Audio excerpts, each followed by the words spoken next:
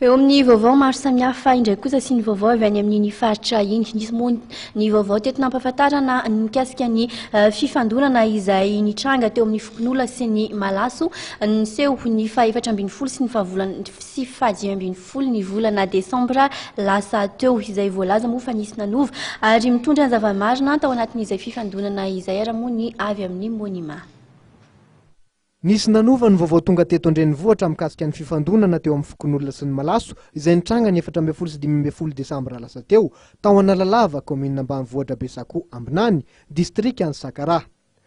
Ny Fokon'olona ao atoerana tokoa no nisy nilaza fa Malaso. Io ny fantatra taorian'ny fidinandreo parlementaire CT sy CST avy amin'ny atoko monima izay tarian'Andriamatoa Monjaroandefo tany atoerana. Nitondra vavolombelona isan'ireo niaran-tifitra nataon'ny dahalo tokoa ireto parlementaire monima ireto. Ny nahatongavana ireo lahy izahay ny rahalahy eto amin'izao fotoana izao zany dia hilaza ny zava-misy marina tany Analalava tamin'ilay fanafihan-dahalo mitambasy. Satria betsaka ny saho ny ely esy seroa saho sy marina ka dia nisorana koa ny fitondram-panjakana moa zany nitondranay avy agny sady nijery ty fotony tany nitondranay nakatra ambeto dia hagnambara ny tena marina zahay amin'izao fotoana izao zany ka zay no atondianay roa lahy. Ny zavatra tena niova zany tamin'ilay force sur renseignement dia zahay ty nafiky indray zany ro lasa navadiko fahavalo dahalo nanafy. Mikasika ny aradia. Mikasika ny aradia nataon'ny Fokon'olona tamin'ny faha-dimy ambin'ny folo ny volana Desambra satria ny ampisy ny andro zoma io manko vonandehana naradia ny Fokon'olona. Isan'izany ny vatategna.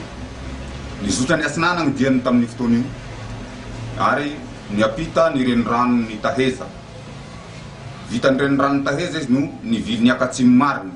Ny agnatsimo marina, ny agnatsimo marina.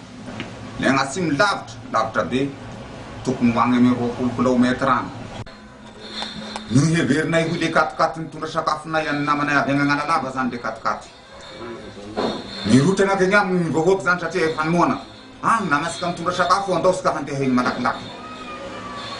Lasa ny vahoaka miaraka amin'le roa lahy tratra. Izy nanakaiky le katikaty ny vahoaky tonga dia misenaindry zareo mivavavavam-basy tifitra variraraky. Eo zany zay voaraikitra ny fifandonana. Fantatra nandritra ny valandrisako amin'ny mpanao gazety izay nitanterahany tetsy amin'ny Fobeany etsy ambodiny Sotry fa tsy adin'ireo parlementaire monima ny nitsapa alahelo ny fianakaviandreo niarambony nandritra ny fidinana nataony tany atsimo. Isan'ny nataony atoko monima vaindohan-draharaha tokoa ny resaka fandriam-pahalemana sy ny fitondrana ny tenin-dreo mponina avy any amin'iny faritry ny nosy iny.